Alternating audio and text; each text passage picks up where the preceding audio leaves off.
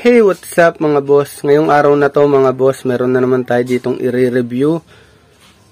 Etong Precision 5. Ayan mga boss. Andyan yung specification ng sapatos. Nike Precision 5. So, size 12 siya.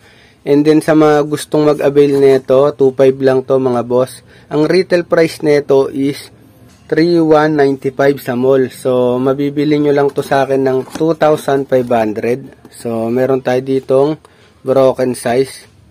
Meron pa tayo ditong size 7, 7.5, 9.5. Saka ito, size 12. Ayan o.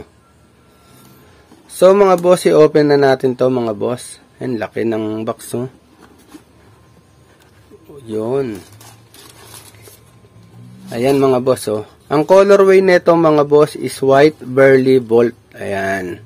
So, etong shoes na to mga boss, ang ganda ng pagkaagawa ng kanyang design. So, andyan yung logo na kulay blue. Ito yung gilid niya mga boss. Ayan o. So, mga boss, ang pagkakaiba ng Precision 6 dito is yung kanyang dila. Iba yung nakalagay dito. Dito sa nire-review natin ay nakalagay yung Nike. Yung ginamit na material sa kanya is napaka-quality. And then, napaagaang rin nung sapatos na to. So, panalong-panalo. Ang sarap sa paa kapag naglalaro ka on and off the court. Pwede rin siyang panggala. Ang forma tignan.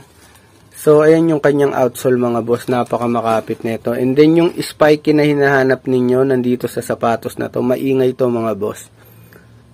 Ayan o. Diyan yung logo. So, yung design ng Precision, andyan rin. Sa Precision 6, may kita nyo rin to. So, mga boss, yung logo niya dito is may black sa loob. Dito sa kabila, blue lang siya. And then, net yung kanyang body part. Ayan, o.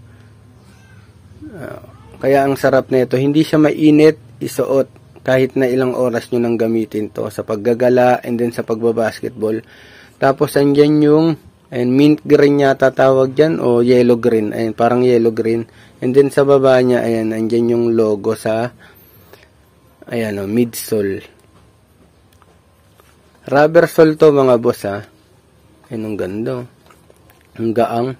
Tapos yung kanyang insole mga boss, plain lang siya na black. So ayan o, wala tayong makita dito. Tapos napakalambot niya. And then may cushion siya sa gilid. Pero saktong-sakto lang. Hindi siya masyadong makapal. Ayan o. So malambot sa bawat gilid ng sapatos niya. Ganda o. Yung sintas niya mga boss, ayan o, quality. Ito yung mga sintas na hinahanap ko palagi pagka naglalaro ko ng basketball. Yung ganto. Yung malambot lang. Usually sa Nike palaging ganyan. Kasi pagka sinintas nyo na or nilak nyo pag naglalaro kayong basketball, hindi na siya matatanggal. Kasi hassle kung palagi natatanggal. So mga boss, ilabas natin yung isa. Papakita ko sa inyo. Tapos itungtong natin dito sa box. Ayan o. Solid yan mga boss. Ganda niyan. Ayan o. And mga boss, sa mga hindi pa na-subscribe sa aking YouTube channel, ayan, pa-subscribe. At huwag kalimutang i-hit ang notification bell para updated kayo sa mga bago kong video. And then mga boss, ayan, huwag niyong kalimutan mag-follow sa aking Facebook page.